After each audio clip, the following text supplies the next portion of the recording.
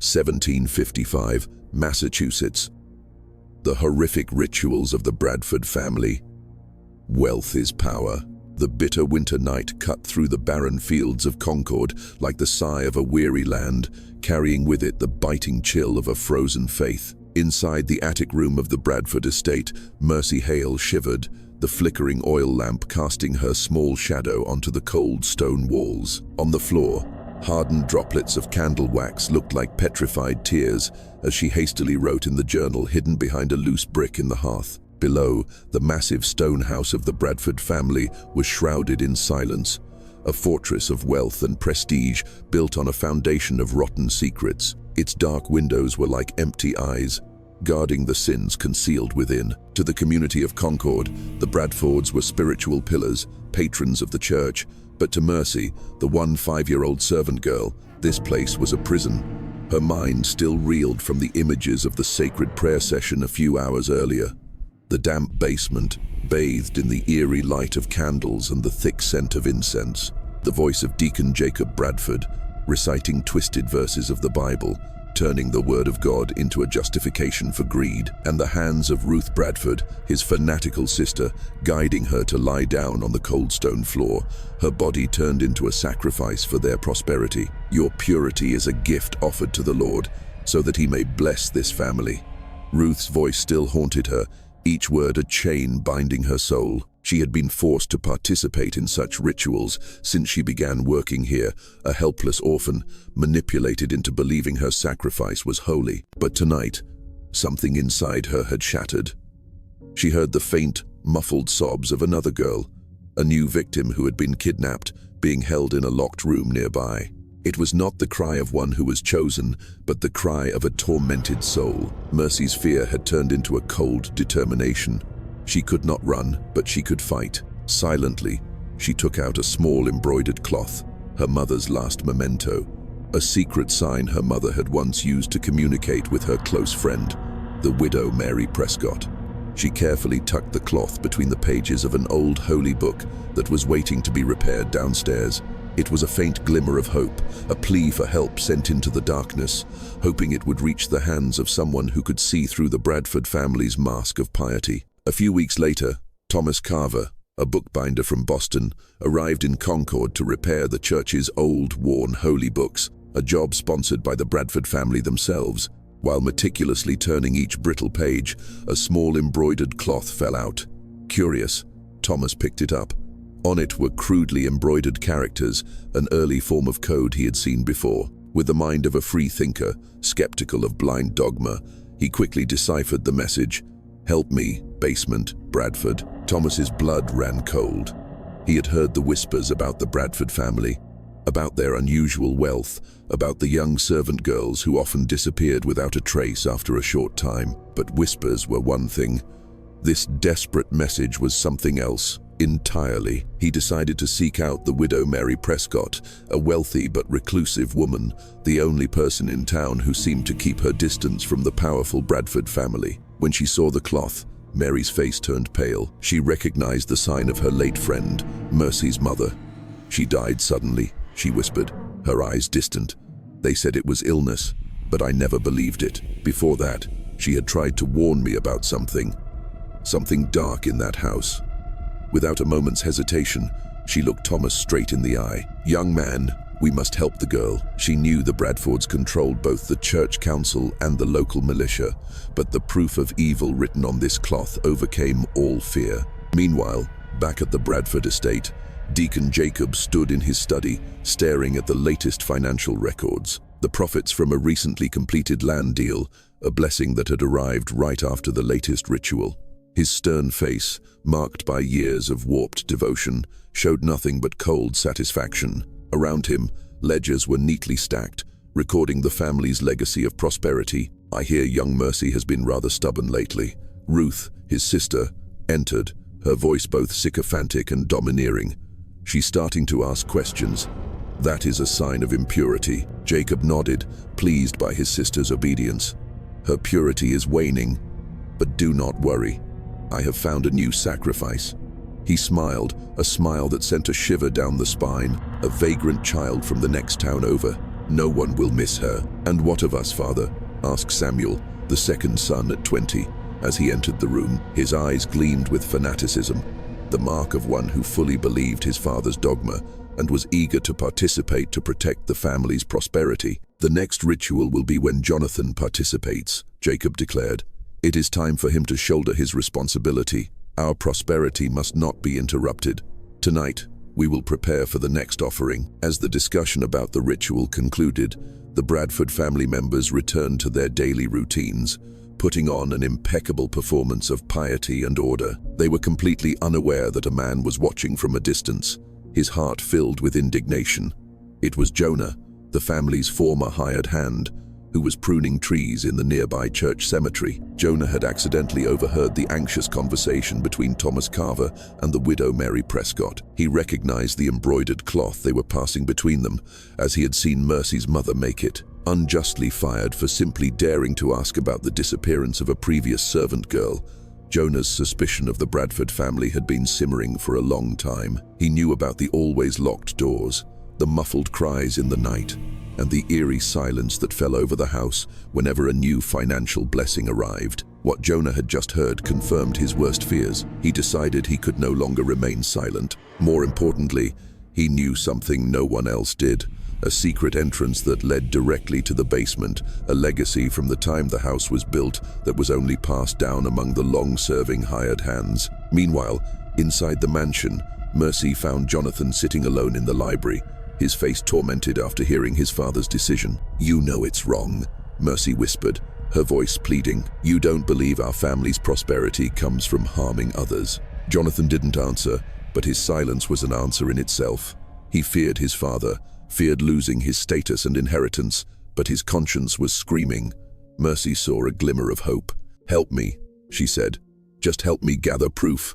The notes your father writes, the records of the land deals after each ritual." The stage was set for a confrontation between truth and greed, between courage and the terrible power of a silence protected by faith. In the distance, the church bells began to toll, their bronze voices carrying across Concord like a warning of a reckoning that was quietly approaching. Evil could flourish in the darkness, but it could not hide forever when there were those who dared to light a candle. That evening, taking advantage of the chaos as the family prepared to host an important business partner, Jonathan created an opportunity for Mercy to slip out of the house. He told her to go to the widow Mary Prescott's home, a place his father always avoided, considering her an eccentric who doesn't believe in God. Mercy carried with her the scraps of paper Jonathan had secretly taken from his father's study, scribbled notes about rituals and their corresponding financial blessings. And so, in the small attic of the widow Mary's house, the fateful meeting took place. Thomas Carver, invited by Mary after receiving an urgent message, sat opposite the gaunt servant girl, who carried within her a terrible secret. Under the candlelight, Mercy Hale sat on a wooden chair, her hands clasped together. Her voice was trembling but clear as she told a story of systematic abuse that made Thomas clench his fists to contain his anger. "How long has this been happening, child?" the widow Mary asked gently, her voice warm and full of compassion. Mercy's eyes, once clear and innocent, now held a heartbreaking maturity. "Since I started working there," she whispered. "They said the Bradford family carries a sacred burden, that their prosperity is a gift from God, but it must be protected." "Protected how?" Thomas probed carefully, trying not to frighten the girl. "With purity," Mercy continued, her voice taking on the mechanical cadence of someone reciting a memorized lesson. "Deacon Jacob says the innocence of young girls is the most powerful sacrifice to keep God's blessing from leaving them. We are the guardians of their prosperity, the instruments to maintain their wealth." Thomas's jaw tightened. He didn't need to be a pastor to know this was the most hideous blasphemy. He looked at the papers Mercy had just placed on the table. Jacob scribbled notes, listing investments, successful land deals right after each ritual. This wasn't just talk, it was physical evidence, an accounting ledger of crime. The most disturbing part was what Mercy described next. She described the small scars on the girls' backs, made with a ritual knife, each scar symbolizing a blessing they had brought. Those scars, once healed, would be a permanent reminder of their duty. "There are others," Mercy said suddenly, her voice urgent as she looked directly at Thomas. "It's not just me. They kidnap girls from other towns, ones no one will look for. Esther, the new girl, will be next. The ritual happens on every new moon when they believe the world's greed is at its weakest and their prayers will be heard most clearly. She's still there, being held captive." Thomas Carver exchanged a meaningful look with the widow Mary. As a man from Boston, where Enlightenment ideas were stirring, he understood that to fight a power as entrenched as the Bradfords, compassion was not enough. It required careful strategy and irrefutable evidence. "I need to find a way into that house," he told Mary. "But first, I must better understand their standing in this town." Thomas's discreet inquiries in the following days painted a disturbing picture of complicit silence. The Bradford family, despite keeping their distance, was respected by the entire town. They were the main patrons of the church, owned most of the farmland, and Deacon Jacob's voice carried more weight than the village headman's. Local dignitaries spoke of him with a mixture of reverence and fear. "Deacon Jacob is the one who keeps our faith pure," a church council member explained to Thomas, his voice full of pride. "He protects us from the decadent ideas of the big cities." Thomas pressed further. "But I've heard that many servant girls have left suddenly. Surely people must find that strange." The man's expression hardened. "The Bradfords have very high standards. Girls who can't meet them have to leave. The deacon believes in maintaining an orderly and moral household. That is admirable." Thomas recognized the carefully chosen phrasing of someone who knew more than he dared to say. It was clear that the Bradfords' actions were an open secret, protected by a network of silence woven from fear, tradition, and economic dependence. His investigation led him to the town's old records, where he discovered a suspicious pattern stretching back for generations. Every time the Bradfords made a major land deal or had a bountiful harvest, a mysterious death would occur in their house shortly after, usually a young servant girl or a distant relative who had come to stay, recorded as dying from fever or an accident. The children born into the family also had an unusually high mortality rate. The most chilling discovery came when Thomas, with the help of an old clerk, found the journal of the family's founder, Jacob Bradford's great-grandfather. In it, he wrote of his sick belief that the family's prosperity had to be watered with innocence to keep the land fertile and business deals favorable. His descendants, clearly, had turned these mad superstitions into a sacred ritual. Meanwhile, at the Bradford estate, Deacon Jacob was growing restless. This year's harvest was not as expected, and an important business partner had just cancelled a deal. The family's carefully maintained cloak of prosperity was beginning to show signs of wear. "It is due to a lack of faith," he growled during dinner, his sharp gaze sweeping over the family members. "The purity we offer is not strong enough. Our prayers have been tainted." He stared at Mercy, who was serving the table, his gaze making the girls shudder. "This girl's stubbornness is displeasing the Lord." Ruth Bradford, his sister, nodded in agreement. "She has become an obstacle to our blessing. The girl Esther is our hope now." That night, as the new moon cast a black shadow over Concord, the Bradford family gathered in the basement for a new ritual. Esther, the kidnapped 4-year-old, was brought out, her body trembling with fear. She was prepared for the ritual with the mechanical precision of a morbid routine, but they did not know that, outside, Thomas Carver and Jonah were hiding in the darkness of the trees, observing through a small crack in the basement window. Thomas had seen enough. He saw Jacob reciting twisted prayers, saw Samuel holding Esther down, saw the hesitation and fear on the faces of Jonathan and Daniel. He had Mercy's testimony, Jacob's notes, and now, first-hand evidence. But he knew that evidence alone would not be enough. The Bradfords' power was embedded in the very foundations of Concord. To overthrow them, he needed a bold plan. Returning to the widow Mary's house in the darkness, Thomas began to formulate a plan that would require all the cunning of a craftsman and the courage of a reformer. The Bradford family had hidden behind the cloak of faith for too long. It was time to rip that mask away, regardless of the consequences. Behind him, a deathly silence enveloped the Bradford estate, a testament to the evil being committed in the name of prosperity. But for the first time in generations, that crime had witnesses, and those witnesses would not be silent. The Concord Church Council convened a secret meeting the night after Thomas Carver officially submitted his accusations to the village headman. The meeting took place in a private room behind the sanctuary, under flickering candlelight, far from prying ears. Present were the most powerful men in town: village headman Elias Vance, who owned the largest mill; Justice of the Peace Gideon Finch, whose land bordered the Bradfords; and Deacon Jacob Bradford himself. Thomas Carver was not invited. "Gentlemen," Headman Vance began, his voice heavy with the weight of years of dependence, "we are facing a serious threat. These accusations from this Boston bookbinder, if they get out, will not only destroy the deacon's reputation, but also the stability of Concord." Justice Finch, a portly man whose fortune was tied to the Bradford's generosity, leaned forward. "The Bradford family funds the church, the militia, and even this school. Their downfall would bring ruin to us all." Jacob Bradford sat silently, his expression like that of a martyr.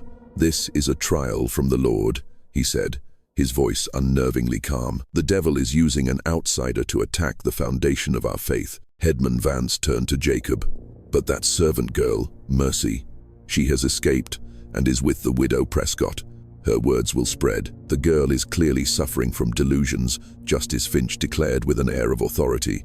"Overwork and loneliness have made her sick. Her accusations are merely the product of a girl's weakness and imagination." Headman Vance nodded in agreement.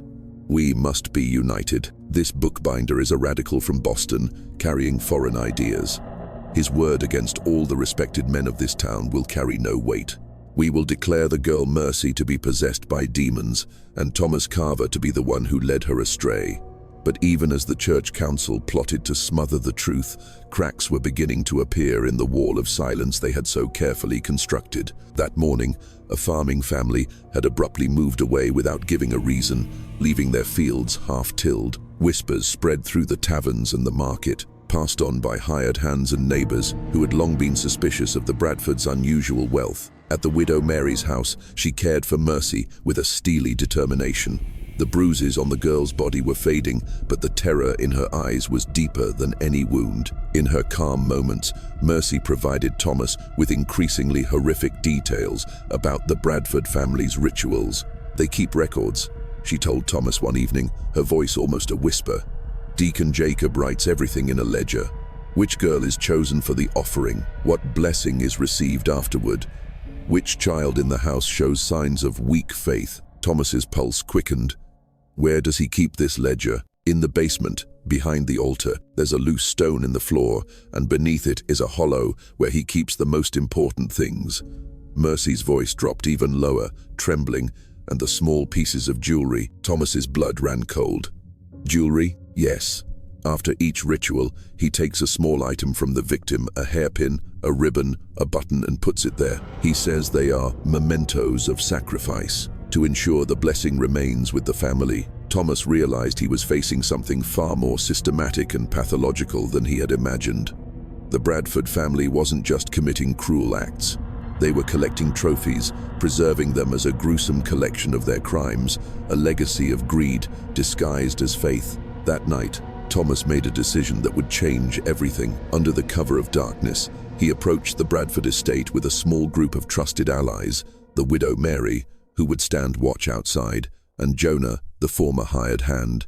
Jonah's conscience had finally overcome his fear. "I can't let them harm another child," he had told Thomas earlier. "I have a niece Mercy's age. If we don't stop this, it will never end." The mansion loomed before them like a monument to greed, its upper windows dark, but a sickly light seeped from a crack in a basement window. They could hear a low chanting. Deacon Jacob was conducting one of his twisted rituals. Thomas felt his resolve harden as he heard the muffled sobs of a child. "The entrance is right behind the rose bush," Jonah whispered. "It leads directly to a short corridor that connects to the basement." They moved with stealth and skill. Jonah's experience with every nook and cranny of the house proved invaluable. The sounds from below grew louder as they approached. Jacob's voice raised in a perverted prayer, begging for blessings and prosperity, the whimpering of the victim, the rustle of clothes being pulled away. What they witnessed in that cellar would haunt them for the rest of their lives. The room was bizarrely arranged, half storeroom, half sanctuary, with a makeshift stone altar in the center. Charts of land and business contracts were hung on the walls, interspersed with Bible verses rewritten to justify greed. The girl Esther lay on the altar, her body exposed, and Ruth was preparing to use a small knife to carve a new scar on her back. Deacon Jacob stood over her, impeccably dressed but with a sick, fanatical gleam in his eyes. Around them, his sons stood watching, Samuel with an eager expression, Daniel trembling with fear, and Jonathan with his face turned away, unable to look. "In the name of the prosperity of our lineage," Jacob intoned, "we offer this purity as a sacrifice." Thomas had seen enough. He and Jonah burst into the room, their sudden appearance causing utter chaos. Jacob spun around, his face contorting with rage at the intrusion. "You worldly filth," he screamed. "How dare you interrupt a sacred ritual? The only thing sacred here has been defiled by you," Thomas retorted, his voice steady despite the revulsion surrounding him. "This isn't prayer, this is a crime." Jonah rushed to cover Esther on the altar, pushing Ruth away. Meanwhile, Thomas quickly moved to the loose stone in the floor that Mercy had described, prying it up and grabbing the ledger and the small pieces of jewelry inside. But their victory was short-lived. From another door in the basement, Samuel Bradford and two large, loyal hired hands appeared. In their hands were cattle prods and clubs, crude but deadly weapons. "You will not destroy our legacy," Samuel roared, his face twisted with fanaticism and rage. "This prosperity must be protected." Jacob Bradford had gotten to his feet, his face red with fury. He signaled to the hired hands, "Seize them. They are thieves, blasphemers." As the two groups faced each other in the flickering candlelight, Thomas realized they had stumbled into a situation far more dangerous than anticipated. The Bradford family would do anything to protect their secrets and their wealth, and this basement could become a tomb for both him and Jonah. This unequal confrontation would determine not only the fate of Esther and Mercy, but the very soul of Concord itself. At that moment, a shout rang out from the stairs. Jonathan had run upstairs and knocked over a candelabra, starting a small fire that was enough to cause a commotion. He yelled, "Fire! The house is on fire," hoping to attract attention from outside. In the distance, a sudden winter thunderstorm began to roll in, the first clap of thunder rumbling over Concord, as if the heavens themselves were preparing for the coming judgment. The standoff in the basement was as tense as a drawn bowstring. Thomas Carver could feel the weight of generations of greed and superstition. The Bradford family's sin was manifest in the twisted faces surrounding them. Deacon Jacob had drawn himself up, cloaked in the authority of a man who believed he was executing God's will. "You understand nothing of our burden," Jacob hissed, his voice echoing in the confined space. "For nearly a century, the Bradford line has kept this land prosperous. We are the guardians of God's favor, the bulwark against poverty and failure." Jonah remained protectively in front of Esther, who lay curled up on the altar, her mind having retreated from the horror of reality. "This isn't protection," Thomas said, his voice cutting through the oppressive atmosphere. "This is the sacrifice of innocence for your greed." Ruth Bradford stepped out from the shadows, her face a mask of cold devotion. She was the holy mother in these rituals, the one who had psychologically manipulated Mercy and the other victims. "You speak of greed," she said, her voice as sharp as a razor. "But you know nothing of the curse of poverty that can befall this land. Our ancestors learned that the earth demands sacrifice to grant wealth. Only through continuous offerings can we keep this blessing." Jonah, who had watched his own mother work herself to exhaustion on the Bradford's land for a pittance, suddenly spoke. "I've seen sacrifice, ma'am. My mother sacrificed her health for this land. But what you do here, this isn't sacrificing for the land. This is you taking the lives of others and calling it a bountiful harvest." Jonah's words seemed to strike Ruth. For a moment, her fanatical expression cracked, revealing an emptiness within. Thomas glimpsed an unmarried woman who had spent her entire life serving her brother's madness, perhaps a victim herself of the very system she was defending, conditioned from childhood to believe this was the only way to survive. "That ledger," Jacob suddenly demanded, his sharp eyes fixed on Thomas's hand, which was clutching the ledger and the cloth bag of trinkets. "You will return it immediately. It is a record of God's blessings, not for the eyes of outsiders. Blessings." The widow Mary, who had slipped in behind them, stepped forward, her voice trembling with indignation. I have lived my whole life in Concord and heard sermons about the Lord, and I can tell you that no blessing is bought with the tears of children. You have turned the church into a marketplace and faith into an excuse for your greed." The confrontation was interrupted by a sound that chilled everyone to the bone. Jonathan's screams from upstairs. "Fire! The house is on fire! Help!" The small fire Jonathan had started had begun to spread to an old rug. Smoke began to fill the air. Jacob Bradford realized he was losing control. The chaos would draw the townspeople. His secret was about to be exposed. "Seize them!" he screamed at Samuel and the hired hands. "Silence them before anyone comes." Something inside Thomas snapped. All his belief in reason and justice rebelled against this brazen brutality. Without thinking, he lunged forward, shoving Jacob with all his might. The deacon fell sprawling on the stone floor, the ledger flying from Thomas's hand. The action triggered chaos. Samuel roared and charged at Thomas with a club. Jonah, with the strength of a farmer, blocked the attack and grappled with Samuel. The two hired hands rushed Jonah, starting a fierce brawl. In the melee, the widow Mary quickly snatched up the ledger and the bag of trinkets, while Thomas wrestled with Jacob on the floor. The deacon fought with the desperate strength of a man whose empire was crumbling, his fingers clawing at Thomas's face. "You don't understand," Jacob rasped, choking on smoke and madness. "Without the sacrifice, the land will go barren. Famine will consume us all." Thomas managed to pin the older man down, his face inches from Jacob's wild eyes. "The only curse here is your greed. The only famine is the one you have sown in the souls of these children." At that moment, the basement door burst open. A few villagers carrying buckets of water, drawn by Jonathan's shouts, rushed in. They froze, horrified at the scene before them.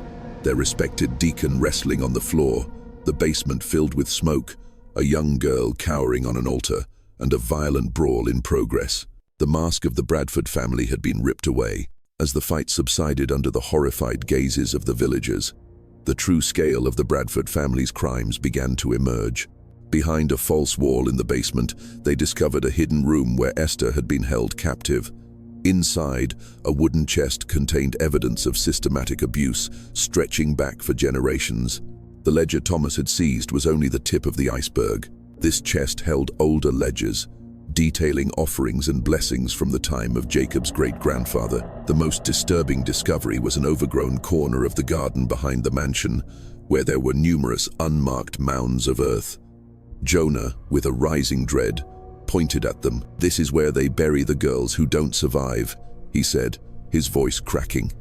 "They'd say it was a fever, but no one was allowed near. Each mound was marked only by a single stone, as if their very existence could be so easily erased." As dawn broke over Concord, the full magnitude of the Bradford family's crimes became clear. Thomas stood in the basement, now illuminated by the torches of curious villagers, and looked at the evidence they had gathered. The ledger and the victim's trinkets alone were enough to condemn Jacob, but he knew that justice would not come easily. The village headman and Justice Finch had quickly arrived, trying to control the situation and calm the crowd.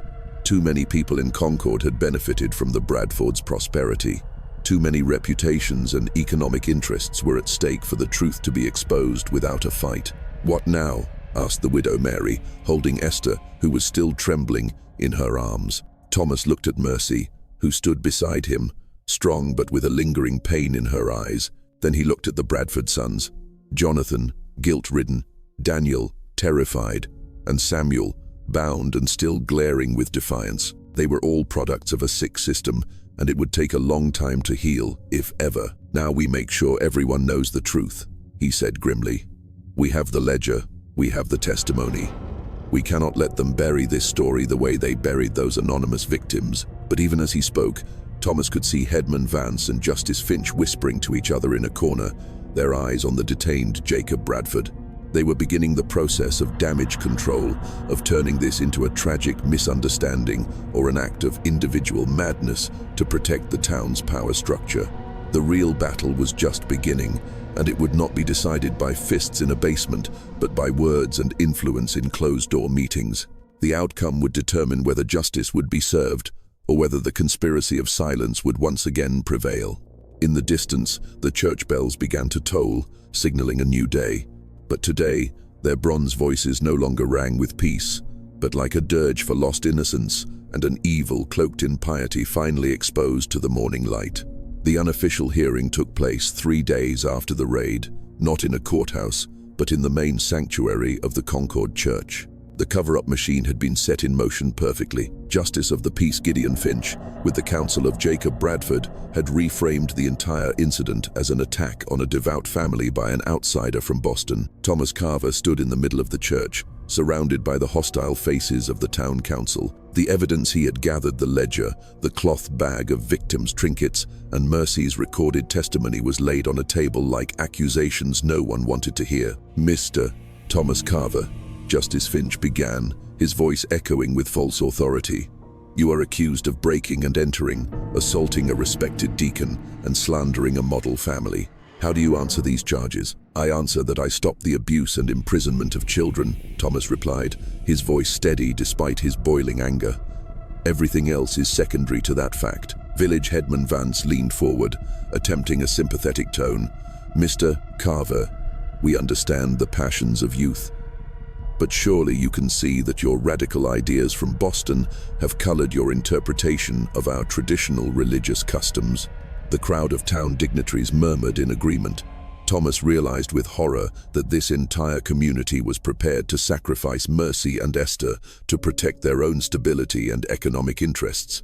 The bonds of land and money that tied them to the Bradfords were stronger than any call for justice. "And what of this ledger?" he demanded, pointing to the damning evidence. "What of these items, these keepsakes from the victims? How do you explain the physical proof of systematic crime?" Deacon Jacob Bradford, looking like a martyr, rose to his feet. "Those are records of God's blessings and mementos of devotion," he said calmly. "Our rituals may seem strange to outsiders, but they are the sacred heritage of our clan. As for the scars Miss Mercy described, young, fanciful girls often injure themselves to seek attention." Thomas felt the ground crumble beneath him. They were rewriting reality right before his eyes, turning evidence of crime into religious heritage and a victim's wounds into delusion. "And Mercy's testimony," he pressed. "She described in detail what happened." Justice Finch's expression did not change. "Miss Mercy Hale has been examined and found to be suffering from delusions and exhaustion. Her testimony is unreliable. We believe that you, with your foreign ideas, have poisoned her young mind." The person who examined Mercy was an old village woman who survived on the Bradfords' patronage. Thomas understood that he was not just fighting the greed of one family, but an entire system designed to protect the powerful at the expense of the vulnerable. Jonah, who had bravely burst into the basement, now sat silently in a corner, his head bowed.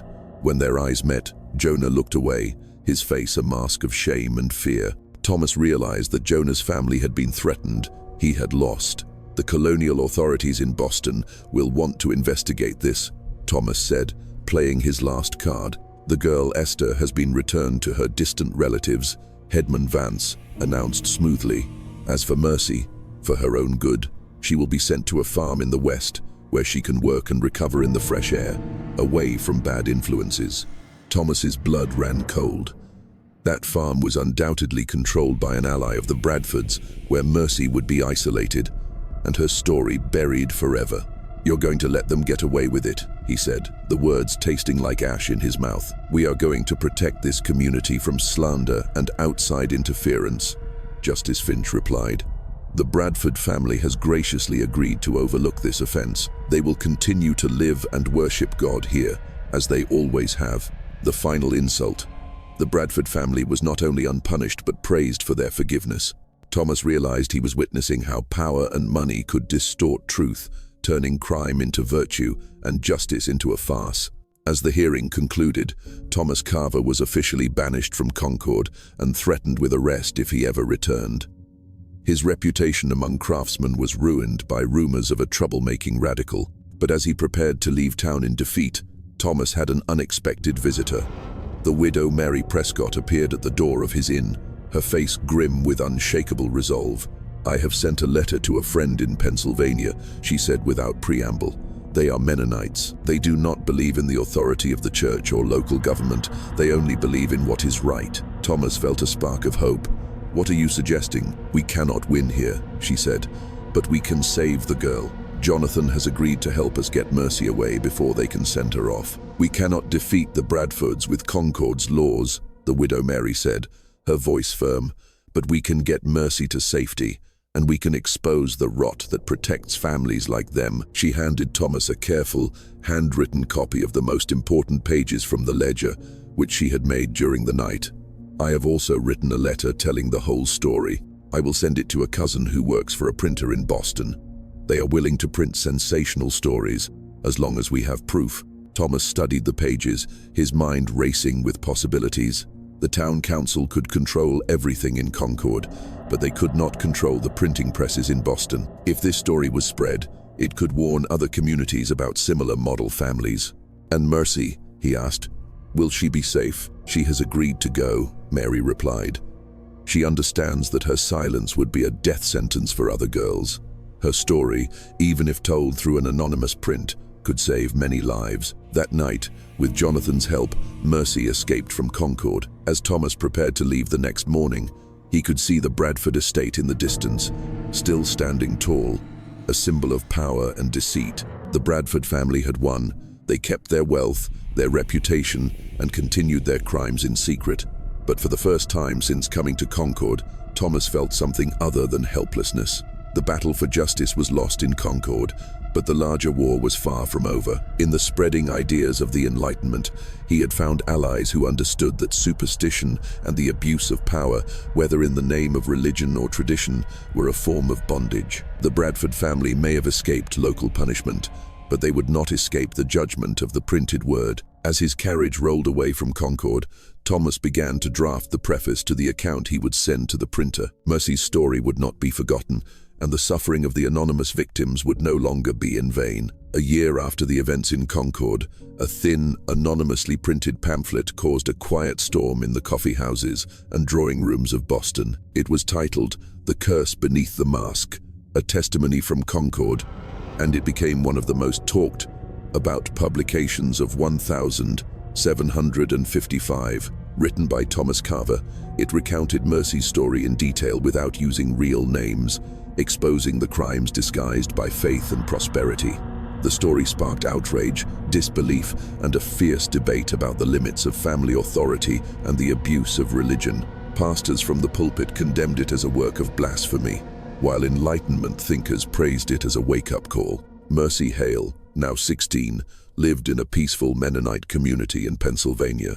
Her once damaged spirit had now found peace, but it had also been tempered into a quiet resolve. The months of healing had been difficult, but she had found strength in helping the other orphaned children in the community. Her story, though told anonymously, had become a testament to survival and courage. Thomas Carver, despite facing numerous threats and being ostracized by conservatives, continued his work. He did not stand before crowds, but he stood behind the written word. In the preface to the pamphlet, he wrote, "We write these lines not to slander one family, but to confront a truth our society often ignores, that greed can wear the cloak of faith, and cruelty can flourish in the shadows of the most respected homes, protected by wealth, tradition, and a conspiracy of silence." The readers listened. They read about the systematic nature of the Bradford family's crimes, about the generations of abuse justified by superstition, and about the efforts of an entire town to bury the truth. But Thomas's real target was larger than one family or one town.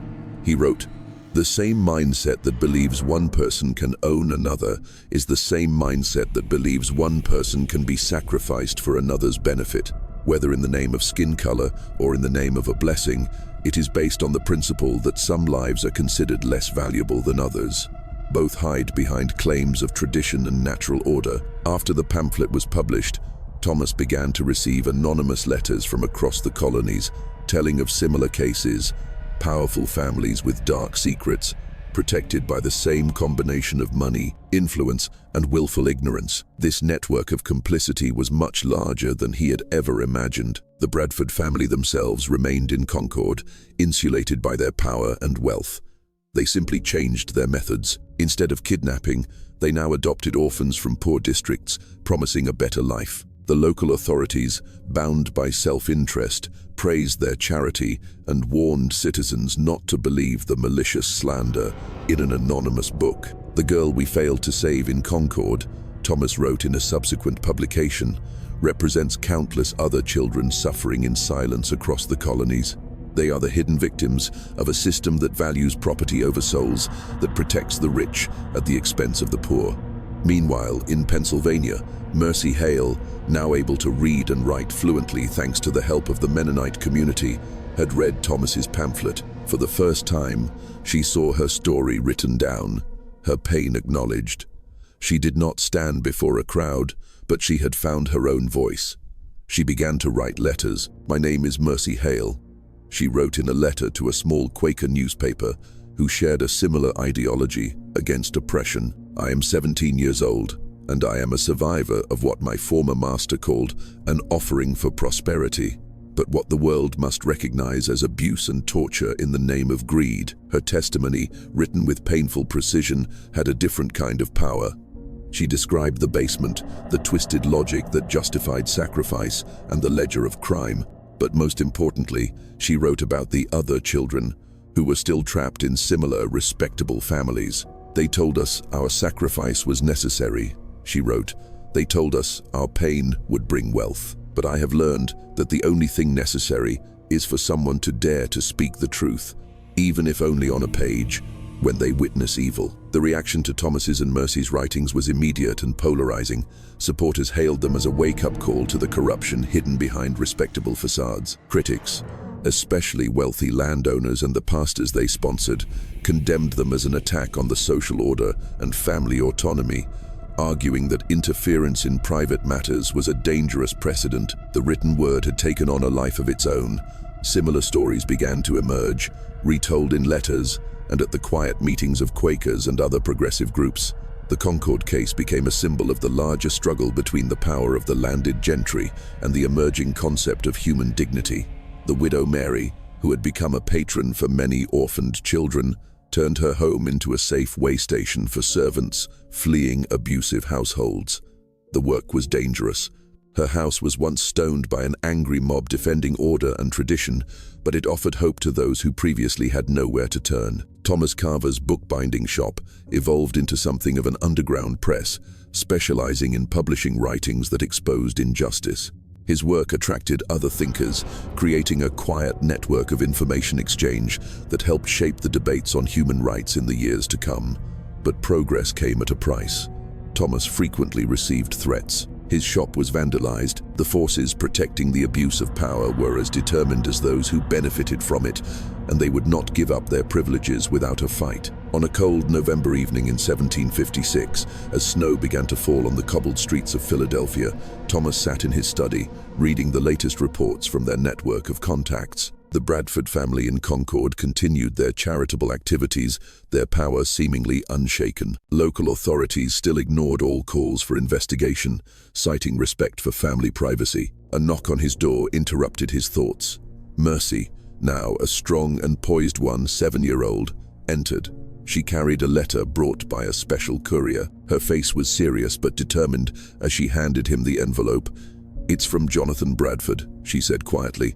"He has left Concord." Thomas opened the letter with trembling hands, reading Jonathan's desperate warning. He had fled his family after being unable to bear the guilt any longer, but he had not gone alone. He had taken with him Daniel, his shy younger brother, who was also horrified by the rituals. "He is asking for our help," Mercy continued, "but he is also warning us. His father is not just continuing the rituals. He is allied with other wealthy families in the region who share the same sick beliefs. They are forming a secret society, a covenant of prosperity, to protect and expand their activities, ensuring that the blessings will never run out." Thomas Carver felt a chill that had nothing to do with the winter night.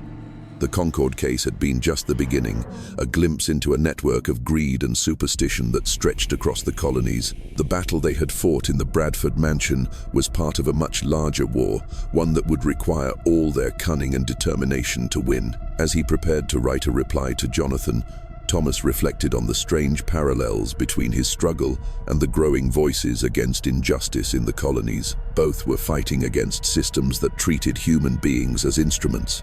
Both faced violent opposition from entrenched interests, and both required the courage to speak truth to power, regardless of the consequences. The legacy of abuse from the Bradford family and their covenant of prosperity might continue, protected by silence and complicity. But their victims now had a voice, and those voices, though quiet, were spreading with every pamphlet, every letter. The judgment that began in a basement in Concord would eventually reach the conscience of society, forcing it to confront truths that had been hidden for too long.